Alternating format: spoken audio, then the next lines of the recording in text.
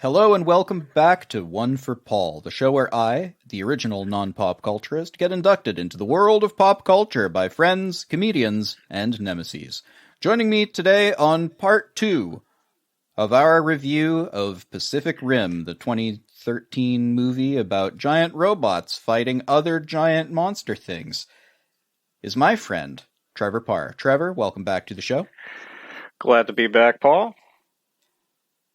So, we left off where everything was just going wrong for our heroes.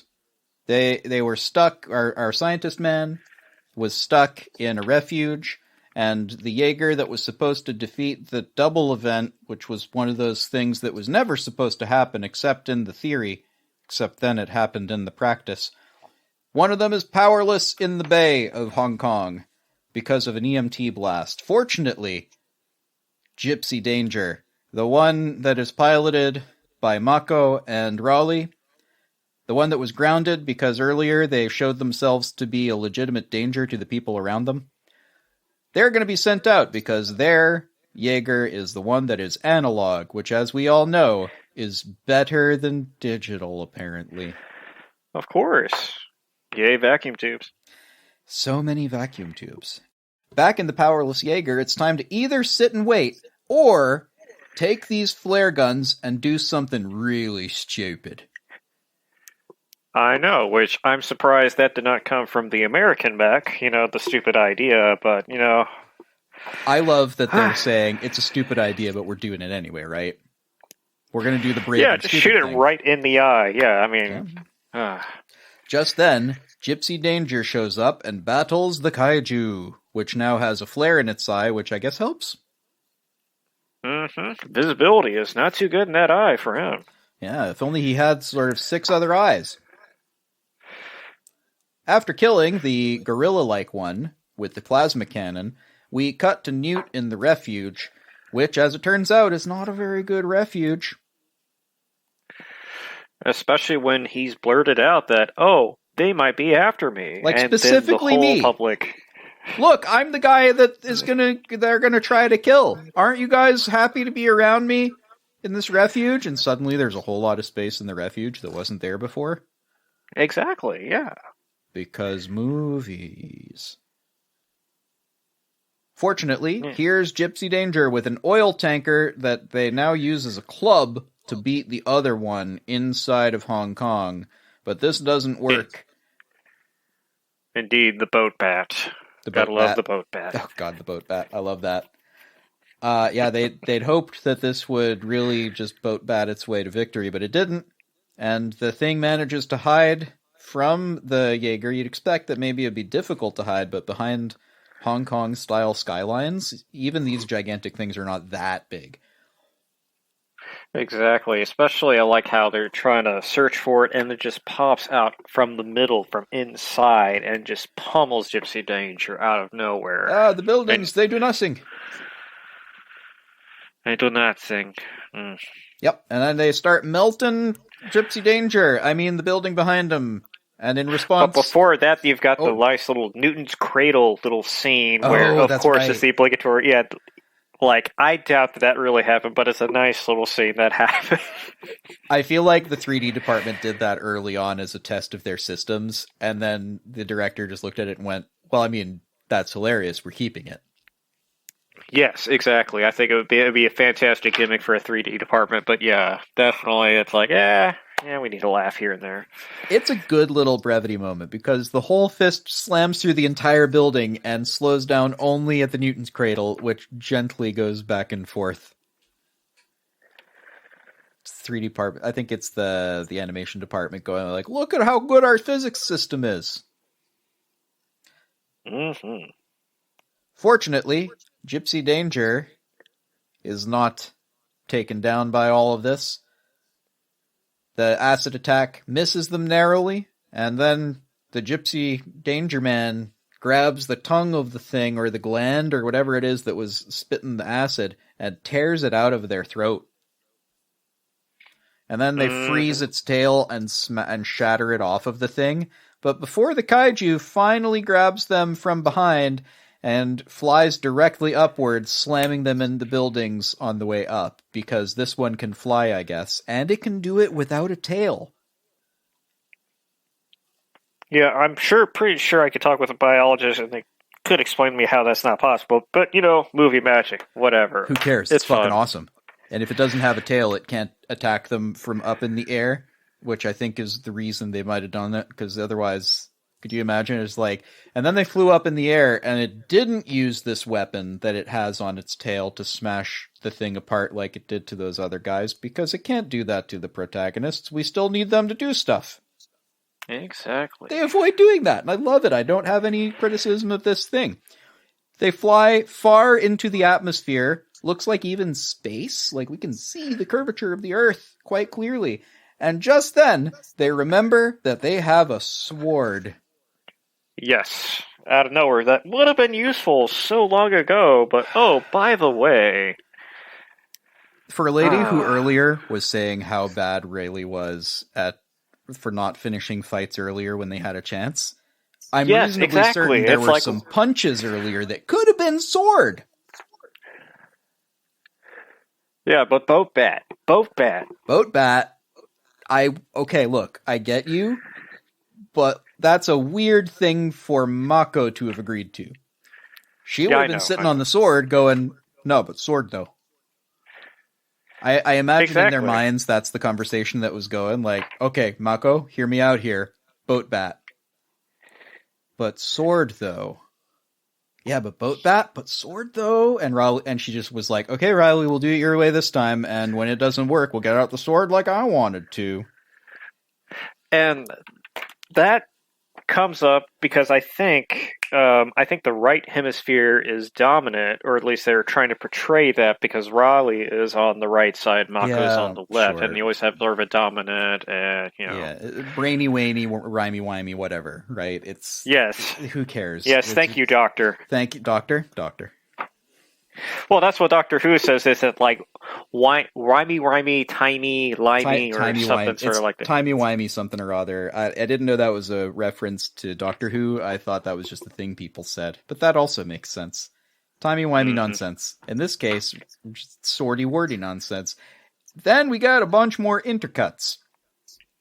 Oh wait, first, they need to slice the thing in half. And they survive re-entry by landing in a sports stadium as triumphant music plays. Now here's the thing. I was looking at their re-entry going like, okay, so hang on. What was the mass of the asteroid that killed all the dinosaurs again? Because I'm reasonably certain that it was a similar size. And they gotta slow themselves down, otherwise it's an explosion. Yeah, but not to mention, I also think it said the altimeter at what height they were was like 50,000 feet, but it looked to be much higher up than that. Like, I don't think you get fire shooting off from the sides on re-entry from something that's at, what the same altitude that some airliners fly at. Are you suggesting to me that this movie about giant mechs battling interdimensional space alien kaiju beasts is somehow scientifically inaccurate? I know it's preposterous, Paul, and I apologize, but yes. Unbelievable. Ever so slightly. I feel lied to. We get a bunch of intercuts now between Newt back at Hannibal's negotiating the purchase of the kaiju brain, and Raleigh and Mako being celebrated as heroes, except there's no time to celebrate and no time to grieve. Also, the Marshal is bleeding again from his nose, like he was earlier. That's a bit concerning. Mm-hmm. Cut to the kaiju remains as an intercut where the large crew is now working expertly to get it apart and into easily saleable chunks. And then I feel bad for the poor guys going inside of that, rotting monster, being like, oh, yeah, even though I have all these filters, it smells like dead catfish. Oh. That's concerning, because see here, they pumped the cavity full of CO2 like any laparoscopic surgery, so they need to wear the jankiest oxygen suits I have ever seen portrayed on screen. If they can smell it... They went to Walmart and, yeah. If they can smell it, then that is not an oxygen suit. Also, it turns out that the secondary brain was damaged, but it's okay because it was pregnant and there's a tiny baby kaiju in here. Wait, does that mean everything's fine? Of course it means everything is fine. What could possibly happen? Especially when you've got Hellboy there. He's like, yeah, I knew that was going to happen. It probably would die. Oh yeah, it leaps out and chokes on its own umbilical cord, and the guy's like, yeah, I knew that would happen. It's fine. And then stands directly next to it and promptly gets eaten. After tossing a knife right at its nose, be like, yeah, nothing could happen. Mm-hmm. I knew it all along. Of course he did. Yeah. Back at base, the Marshal is pretty sick, and those Mark 1s that he was piloting, they were They were scraped together in 14 months, and radiation shielding was not a concern. Turns out that if he ever pilots again, he'll die. Oh no. And also, he and Riley are the only two to ever solo combat. But I thought you had to have a big brain to do that. And then it would mess up your eyes. Yeah, well, I mean, I guess that's only a symptom of the kaiju as we look at Hannibal Chow and, yeah. Maybe. The other guy. Well, Hannibal Chow, he didn't do the thing with the kaiju. He went to a refuge and got injured by a kaiju. Wasn't that it? That was his whole thing. Like, I'm going to my private bunker. You are going to the private refuge. I don't recommend it. You know, and he no. Earlier they were saying, why you damn fool, you drifted with the kaiju. He was looking at his eye, and then he lowered down his glasses, and his eyes were kind of messed up too. And I was thinking that. Because they drifted, or he drifted. Well, how would he possibly? What he was doing was listening to what he was being told, which is, they are a hive mind, and I drifted with one of the hive mind. So he's sitting there going, wait, you said it's both ways. So they know everything that you know now, which means that you fucking idiot. Like, don't give them information that you have. But it's, when he kicks him out, what he's saying is, I'm going to my private bunker. You can go to a, group refuge. I don't know how well you'll do. I know I didn't do very well. And then he shows his eye injury. I thought it was he got that in a kaiju attack while waiting in the private refuge, and now he's like, no. I'm going to get my own private bunker now, and I'm going to start this whole business to make sure I can have it. That was my reading. Okay. I could see your reading too, though it's sort of, why would he have the ability to drift with a kaiju? Why would he develop that? That's the part that I'm not getting. The only thing I can think of is like black market. He was experimenting. Maybe there's some other potential avenue. Maybe he got his hand on some of the drifting equipment or something. I'm not sure. Yeah, maybe. I don't know. Maybe both readings are okay, but yeah, I didn't have the really specific notes about that part. But back at base, they're pretty sick, and the Marshal's got the radiation poisoning, I think. And looks like Marshal, despite the fact that he is likely to die, is going to co-pilot with the Australian guy while his dad is injured with the arm thing, because you can't pilot one of these things with an injured arm, I guess. Mako? Yeah, if it's full, yeah. No, I was just going to say, yeah, with the full range of motion, I mean, yeah, broken arm is just going to have problems, and that hinders the ability, I guess, of the other hemisphere if you have broken arm? I don't know. It's brain shit. It's brain shit. Don't worry about it. Don't worry about it. Yeah. Mako, understanding that her surrogate father is likely to die today, has a beautiful moment with him before he gives the cancel the apocalypse speech from the trailer. Man, I wish I'd never seen the trailer. Man, I wish I'd never seen the trailer, because this is a good speech. Oh, yes, fantastic speech. As they suit up and prepare to pilot together on what they all expect to be a suicide mission, the Australian father and son share another of my favorite moments in the film as they struggle to express emotions to one another, even though, of course, they've been connected brain to brain and they know, but something nice about saying it, and they don't manage to, but I think they both get it. Yeah, exactly. It's like you have like a mutual appreciation. You're both on the same level, even thinking wise, that Hmm. you don't even need to say these things. It's just felt. It's known. You can even tell by the look in the eyes, and the actors do a good job portraying that. Hmm. It's relatable because men we're all emotionally repressed on some level. Hmm. And Raleigh and Mako discuss the future, by which I mean just the future. And I guess he's implying we should totally get married after this. I never I've saw that. I I've been mean, considering our future, and I never had very good timing. I watch her just go, "Oh, cool," or just maybe saying I would like some sort of future together. Did you not get that? Maybe I'm reaching. I think you're reaching a little bit. To me, I kind of like the idea how, I mean, they're just kind of like mutual admiration for each other, but it doesn't seem like a romantic gesture or anything like that. Like they wanted to go out, start dating or anything like that. You don't Just kind reckon? of like as Mako said, respect for one another. I see that for sure. I definitely do get on one level that they have enormous respect for one another, and of course they've been connected to one another's brains, and there's that intimacy right away. But I really did see the sort of like simmer of something, right? From the little looks that Mako gives as she sees a shirtless guy before they've done the thing together, and from sort of little glances and looks here. It's all quite subtle, but I was picking up on something that made me think, oh, maybe he's talking about a future together when he talks about I've been considering the future, and then laughs and goes like, I got the worst timing. Shit. You know what I mean? Yeah, I mean, I guess I kind of see a little bit of that, Okay. but eh. We're having this discussion about a movie about giant robots battling evil alien giant interdimensional beast things. This is a fucking good movie. Mm-hmm. Back at the Kaiju Baby Corpse, the scientists, having decided to drift into it together, share the actual neural load in a previous intercut, we are now ready to go. And after seeing whatever they saw, both of each other's pasts and also whatever that big blue glowing electro portal is, we now know that the plan is not going to work. The attack on the breach is definitely not going to work. Oh shit, we need to tell someone. Mm-hmm.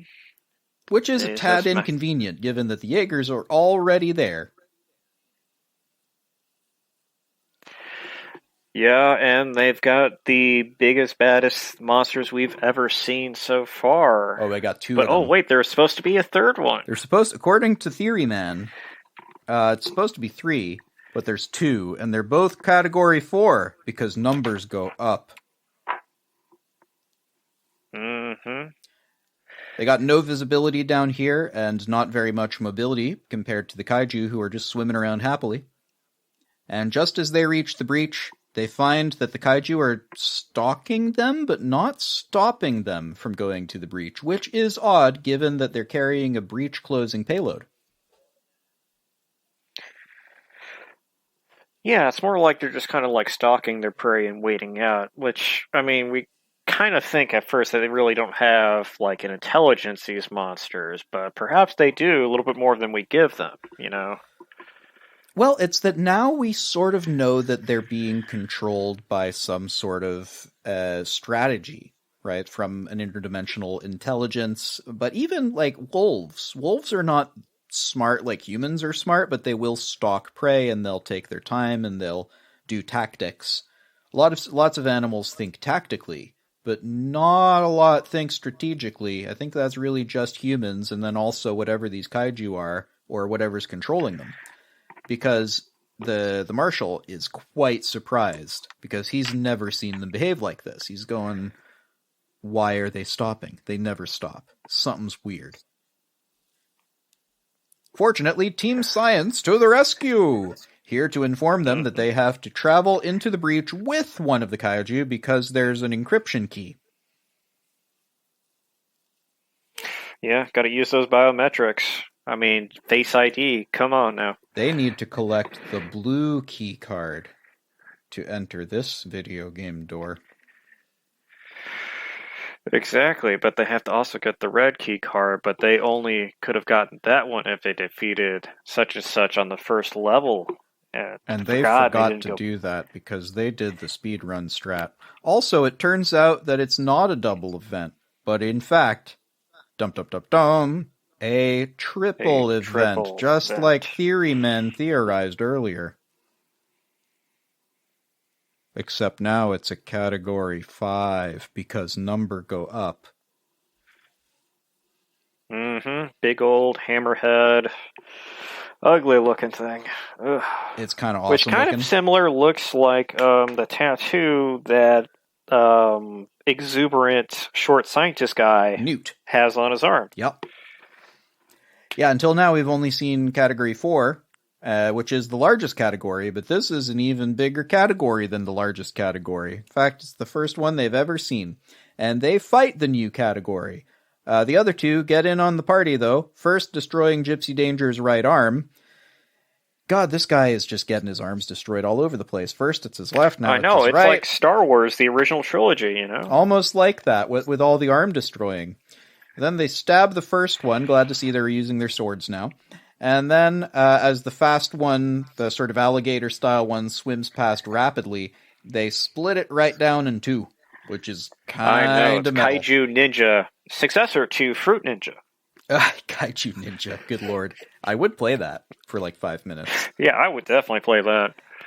And the Australian guys, the one has the controls jammed, those guys, and they can't release the payload. And they battle the Category 5 big monster, and they manage to wound it pretty badly. So new plan. Stryker is going to detonate the nuclear bomb to get rid of the two kaiju already there, and Gypsy is pretty much a walking nuclear power station. So the plan is, jump in, melt it down, get out. I'm summarizing heavily here because this is what happens, but these are fucking cool scenes. Yeah, and the cinematography or how they compose the shots, I mean, more sticking to the color themes of like the orange for the warmth and how they're going down there in the blue with the kaiju, and it's just fantastic. It definitely is a treat for the eyes. Oh, and they melt it. the thing like a fucking kebab on one of the volcanic vents down there. It's so cool. Yeah, love it. I love the video game. I love the video game of this. It's so good. It's exactly my aesthetic. But, of course, this is a suicide mission. It started as maybe a suicide mission. Now they know, like, we're actually not getting out of this alive. So Marshall and Australia Man, they're having a little last conversation. It's been a pleasure, sir. And a little nod. But, of course, Mako is also down there, and her surrogate father figure is about to die. And she sort of knew he was going to die today anyway, one way or another, from the kaiju stuff, but still. Bad day. Still, and then she utters out in Japanese, I love you, sensei. Yeah, the Marshal's last words to Mako are, you can always find me in the drift. Australian dad listens on as his son is about to sacrifice himself to save the world, and as they detonate the bomb, Mako says to the Marshal, Sensei, aishitemasu, which means I love you, Sensei. Which is just, And here's the fun bit. I had to look that up because it is not translated into Exactly. English. Because she didn't mean it in English. She meant it in Japanese. And I think I sort of understood it the first time. On the second watch, aishitemasu is a word I had to look up.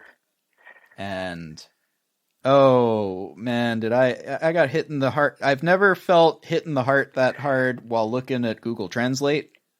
Yeah, I mean, I kind of like where they didn't put the subtitles up. It's kind of understood even without knowing exactly what they say and it being translated. You felt it, like, when you say it. That's like, you knew, and then once you do see the translation, it's just like a ton of bricks hit. Yeah. It really is. I don't know whether I would have preferred to have the subtitle there or not. I think this worked. I think I understood that the words themselves kind of don't matter in this instance, and I think having that be a private thing between her and her father figure was sort of thematically appropriate, thematically right in the moment. And even after I looked it up and I went, oh, that's so good. Because, like, what else do you say? And it's such a moment for her of like, well, now I've lost everything to this fucking thing, so let's go, right? If we gotta die today, then let's go. So after just a massive nuclear explosion, which opens up the sea itself, which then comes crashing back in. Oh, God, I know that wouldn't happen, but fuck, it's cool. Mm-hmm. Mako and Raleigh tackle the Category 5 through the breach, killing it on the way in.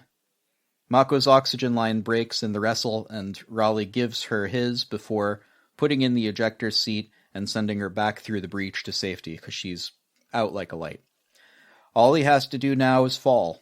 I guess he's fully expecting not to come back, so he falls, but also has to get the reactor melty by hand.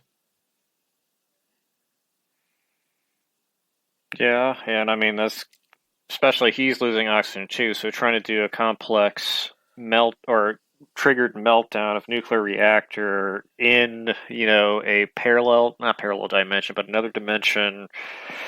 Yeah, doing all that at once and blazingly fast speed. Yeah, that's oxygen hard. deprived in as you say, a situation that is, shall we say, non-standard. Maybe just a little non-standard. Honestly, it wasn't clear to me that he would survive. I didn't know. It was a cool final scene, because this whole time they've not been precious about killing their protagonists. Yeah, and then he puts the Gypsy Danger in the most deadliest of all dance poses, the T-pose. But since he has an arm, it's an upside-down L. Oh my God, he's T-posing. Everyone run! Exactly. But luckily, our protagonist does get out of there alive and manage to eject it at the last time, or at the last minute, and get out of there. Rushes to the surface. Mako's looking around. Does not see Raleigh at all, but his thing does pop up. Mm-hmm. And there's a slight moment where I was hoping maybe he comes back alive, maybe he's dead. Oh, but he's not breathing, and there's no pulse. They don't read a pulse, but on the radio they helpfully tell us, nah, maybe the equipment's busted. Don't worry about it, Mako, as she's like literally cradling this guy that maybe she loves, maybe at least she's been. I hesitate to say being intimate with, because that is what has happened by melting their brains together, kind of, but also not exactly. You know what I mean? Yeah, there's a shared emotional trauma. There is a deep bond between the two. Yeah. So, last thing to do from base, though, is to send out the helicopters before we do too much else to make sure that they retrieve whatever's left of Mako and Raleigh, because they don't... Raleigh. And Mako definitely alive. Raleigh, also alive! Hooray! He's not dead. Guys. You're just crushing his windpipe. That's okay. That's fine. You could have killed him just now, but, you didn't. That's okay. And guys, stop the clock.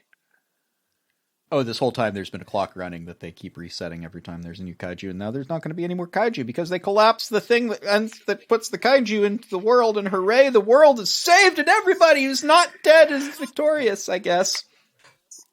The best use of cancel culture, they canceled the apocalypse. That's what it's for. And in a moment that could so easily have been a cheesy Hollywood kiss, Mako and Raleigh instead embrace like people who are close to each other and love each other and have just gone through some serious bullshit. Exactly. It's not like that trope where, the heroine has to kiss, the hero or whatnot. They're both strong, independent. It's like, they're just happy to be alive. There doesn't need to be some grand gesture of a kiss, romantic. I also don't feel like if I've spent the last hour and a half being shot at and nearly killed and had my arm fried and been injured and can barely breathe, I don't think I want a kiss right now. I think a hug is nice. And then also get me to a hospital, oxygen please. deprived too, yeah. Like, literally, their brains are probably not functioning being that starved of oxygen that well. But I think they're breathing now. I think that happens pretty quick. But yeah, I see what you're saying. They've gone through some shit. We're agreeing with one another. They've gone through some shit, and I don't think anybody's interested in boning down right now. Maybe later, but we don't see it because the movie's over now. Oh, But man, that was wait, awesome. Wait, did I miss it something? was. But did you see the ending credit scene? No. There was an ending credit scene? Yes, not like a big Marvel movie, but there's a fun little Easter egg. If you haven't seen it, I'll tell you what happens. Go on, tell me what is. Okay, so we go back and we see that baby kaiju that was born that ate Hannibal Chow, and then we see a knife shoot out from inside of it, and nice little opening comes out, and you see Hannibal drenched in like blue kaiju guts, and he's like, "Where the hell is my goddamn shoe?" And then the rest of the credits come out. Because, of course, the shoe is all that was left of him after the kaiju ate him. Mm-hmm. That's hilarious. I love it.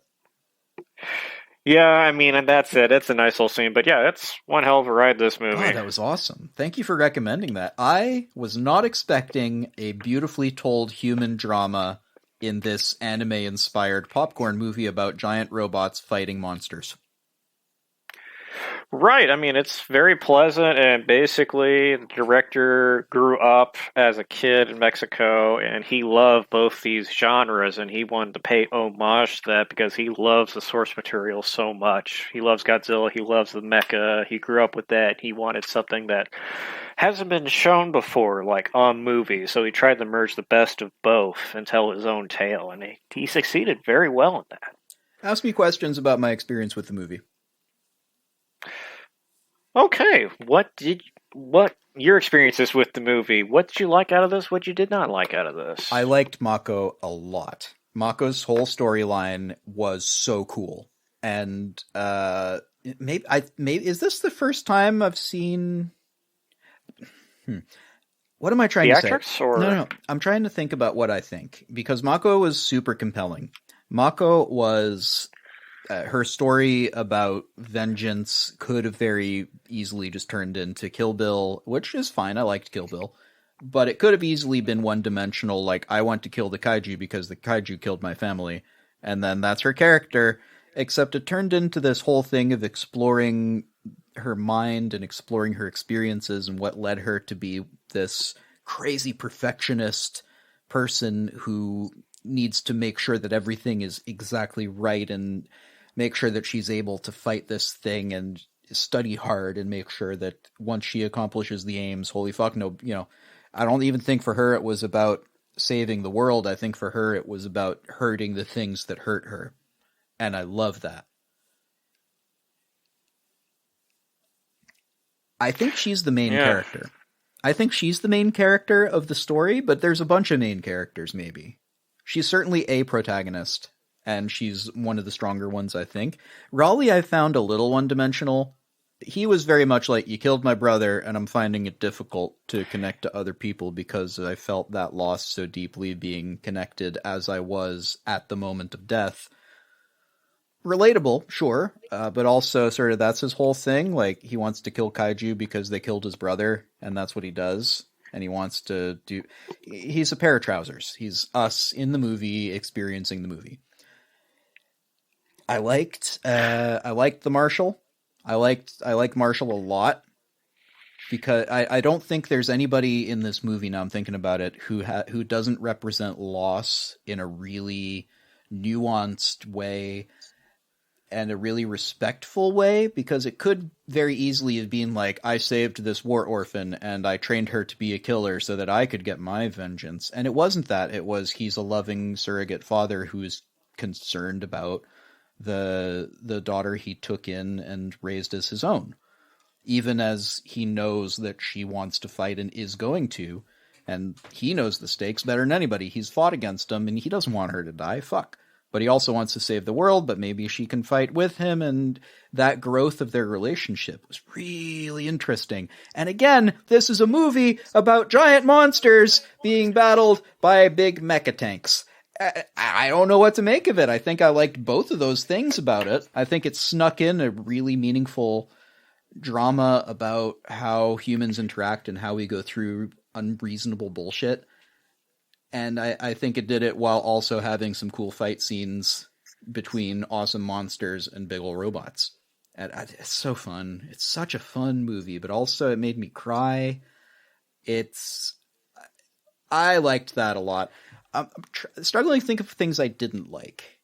I'm struggling to think of things I didn't like.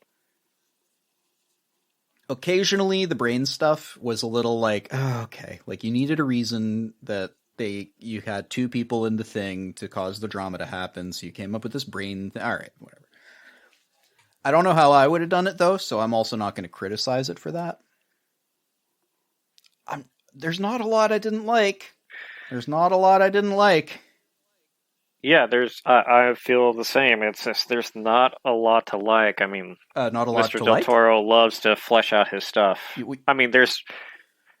You said there's not a lot to like. I mean, there is not a lot of stuff to dislike. I see. Got it. I thought you meant that. I was just like, wait, what? You agree, but you don't? I don't understand. Exactly. I'm an enigma. Wrapped in and a mystery. I like this. Mm-hmm. And I like this whole tone of the movie where there's a quote by General George Patton, I think explains it just fine, where it says, wars may be fought with weapons, but they are won by men.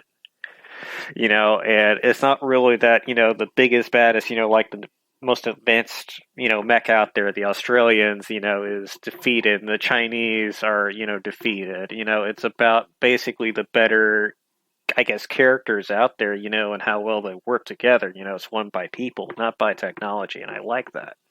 Because mostly with like a war movie or action, it's always about, oh, I've got the biggest gun, I've got the latest and greatest, whatever doodad. Oh, yeah. But no, it's about the human spirit and overcoming adversity and working together in harmony. In previous seasons of the show, I covered Top Gun, which definitely was like the Russians have a secret plane and we can't, but we'll beat them with American ingenuity, and we got our F-14s, go America! And it was like a recruitment video, but a lot of movies are very much like but we got better planes though, so we win.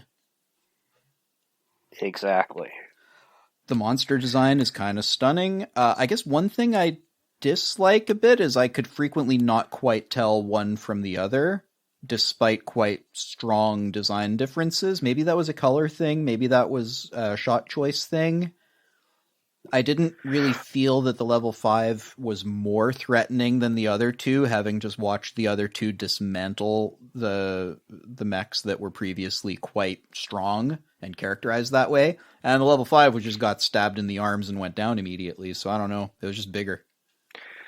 Yeah, I wish there was more distinction, too, with the monsters. I think it's more like he's trying to stick with the color themes of the blue with the kaiju, but I wish there was a little bit more maybe bioluminescence to some of the the kaiju, outlining them. Maybe. I don't know what to do with it exactly, but I other than the one that looked like a gorilla, I don't know. The other ones sort of meshed together for me a bit. It was like him and then the one that looked like it was out a Monster Hunter that swam. Like the they alligator. all look like they could have been out of Monster Hunter. I feel like if they did a crossover, that would be fun. I would totally hunt a kaiju with my bow and arrow and my like cat buddy in Monster Hunter. Right. Well, Del Toro actually was saying that there are like two major schools of thought about the monster design, about how they look like in the genre. And the old Toho design is basically you would have the man inside of a suit. And that's what he was trying to go through, that style. Instead of being more animalistic, he tried to make it look like a person could fit inside of these kaijus in this movie. Oh, and I think the movement of them absolutely made that valid, because like especially the one that moved like an ape seemed like, oh man, this thing could be real and would fuck your shit up. Yeah, exactly. There's no Rodan, there's no Ghidorah. It's, basically bipedal against bipedal. True, except in the last water thing where you do just straight up have a crocodile. Yeah. Which I liked. I liked the crocodile a lot. But I think the way they animated the heads struck me as really good too. I wonder if they did any of that practical, like with actual rubber suits, or did the motion capture on it or something, because it seemed real good the way they moved. Like that slightly unnatural, a bit too much in one area and a little not enough in another area, and it seems quite uncanny, but it's a monster. It should feel uncanny. I liked it. Yeah. ILM did a good job with this. Oh, is this ILM? Yeah, ILM did a lot of work for this movie. Oh yeah, prop wise. I was surprised. I didn't learn about that until I watched the commentary. But the computer graphics. Oh yeah. Also the props, like in the there was some prop work done by that. They tried to have practical where they could, but I mean that whole room full of the kaiju offcuts in Hannibal's place. Guaranteed, all of those objects existed, and I love that. Yeah, I would love to have just a room with some of those props in there, just sort of being like the mad scientist. And like, oh yeah, I've acquired this, black market China back in the bone slums, and have like a brain. You know that popular part of Hong Kong, the bone slums. I cannot bring myself to believe that this is a real place in Hong Kong, and I have not looked it up. And I kind of don't want to know if it's real. I hope it's not. Yeah, I'm pretty sure. I hope it's not for that namesake. It doesn't sound like someplace that'd be right across from the picturesque. What's that huge bank? It's like the Bank Tower or Bank of China building. That's the blue with the white. You always see in the photographs. Sure, yeah. It's beautiful. But yeah, I'm sure it's right across the street. Right across the street from Kowloon, of course. Yeah. No question. Right. I liked how the main battles were happening in Hong Kong. Which I think is a setting that we don't see enough of in film. And of course, we got Sydney earlier, though granted only in a couple of shots. But I really liked how they used, call it non-standard locations, at least when it comes to American films, because this was an American film, right? Yeah, I mean, the film director is from Mexico, but yeah, Legendary made it, and they're American. Oh, American production, Mexican American director. Production, yeah. Quite the international cast, though. Is the actor playing Mako Mori actually Japanese, or is she Japanese American, or what's her deal? I believe she is actually a full Japanese. She is from Japan, and I mean she's a Japanese national. There's like a few other movies that I own that have her in it. One of them is a Japanese production, which is sort of like a dark comedy called Kamiko the Treasure Hunter, and apparently she thinks that Fargo, the movie, is real, and so she travels to America to try and find this treasure that doesn't exist. Oh. It's a very dark comedy. So I haven't seen Fargo, but I believe you. I'll add it to the list. Fine. I can hear you. No, I don't. It's not for everybody. I can hear you judging. Between you and the audience going, he hasn't seen what? That's sort of how we do it. But yeah, well, unless you have final thoughts about Pacific Rim or the production or about actors or whatever have you, then... The only other things I can think of, I mean, I really was more or less about some of the actors, like the girl Mako. I would love to have seen her in Ghost in the Shell. I mean, she would have been so much better than Scarlett Johansson, whitewashing Hollywood, whatever. Man, you're right. She would have been so good as the Major. Oh man, I have seen Ghost in the Shell. Exactly, with the blue hair, and she's got it kind of cut in the right way, and I'm like, I think she has the presence for it. I haven't seen the Scarlett Johansson one though. Did she do good? Was it a good? No. Was she bad? Did she do a bad job? She was okay. I mean, I liked the anime Ghost in the Shell, and they definitely harkened to a lot of scenes where they replicated some of the iconic stuff or scenes in the anime on the movie, but the plot was weak, and they sort of simplified things down. They kind of dumbed it down quite a bit. Excuse me. No.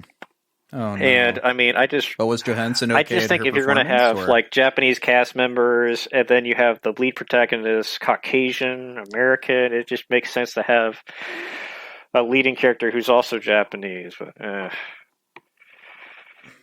What was Scarlett Johansson's performance okay though, or like? Was there at least that? I would say it was okay. I mean, it could have been a lot better, but I mean, hey, it also could have been a lot worse. I don't know, man. Whenever they remake stuff that I like, I'm like, you know what? I'm just not going to watch it. I'm sure it's fine. I'll watch the original again. I like that one. Until later, I figure out if people say, no, it's actually really good. then cool, fine. But, you know, like I don't see the reason to remake that. Anyway, we're tangenting quite far from the thing. But yeah, I really would have liked to see her in a role like that. I think this is a role like that in a lot of ways. I think this is... Oh, yeah, it's definitely similar. Reminds me a lot of the Major. I quite liked her in it. This reminds me a lot of the Major now I'm thinking about it. Exactly. I mean, that popped up in a little bit as I was watching this initially the first time. Way before we even announced that there was going to be a Ghost in the Shell movie. The only other thing I can think of is just... This is one of those movies where they put a lot of work into details, like in the background, like on switches, on panels. Like if you pause stuff, and if you have like 4K, even 1080p, you can pause it and freeze frame and see so much detail. Like they engineered the mechs. You could see access hatches, you can see bolts, you can see nuts. Someone riveted how things that are thing. Engineered. Yeah, totally. Yeah, like even like I paused it, and on Gypsy Danger, you can kind of see like on one of the shoulders they have the World War II style bomber art where you have the pinup girl, painted on the side of the craft. That's a good detail. I like it. And then there's like a little American flag like on the rover that's carrying out the Gypsy Danger the first time in Alaska. I mean, there's lots of little stuff like that all over. You can read the switches, and you can see how they're scratched up and scuffed up from repeated use. I quite liked how the guys were customizing their armor with stickers and stuff. I thought that was pretty neat. Because they're not military anymore, they're resistance, so they can put a sticker on their crap, And everything looks slightly dented. It's kind of great. Yeah, and like on the Chinese, if you freeze frame it, you can actually see they got like little images of China, the kaiju. Oh, really? Like right by the chest plate, and it's sort of like a kill tally, like the the World War II aces would have on their fighter craft. Is kind of nice. That's fun. But yeah, I mean, I really don't have much aside from that. Aside, we just go off and I guess we could tangent if we want to, but I think that would be a different kind of show. I think we're done. So thank you, Trevor, for joining me on this episode of One for problem. Paul. You got nothing to plug, right? I've got nothing to plug. Never mind. But listen, while you're listening, if you'd like to follow me on Twitter, you can do that at One for Paul. You can also help support the show on the crowdfunding platform Patreon by going to patreon.com/oneforpaul or searching One for Paul Patreon. You can also just tell people about the show. Tell people that you enjoyed it. Hey, this guy has a real hot take, because there's not enough of those in the world, and I hope that I'm doing a better job than all of those guys. And whether I am or not, why don't you tell me about it on Twitter? Because that's what I need you to do. Thanks, guys. That's the episode. We'll see you next time. Thank you for joining me on January. I guess thanks for having me on, Paul. I look forward to doing this again sometime, and hopefully you all in the comments can make fun of how I talk and how I screw up the English language on a normal basis. Thanks for having me, and talk to y'all later. Bye now.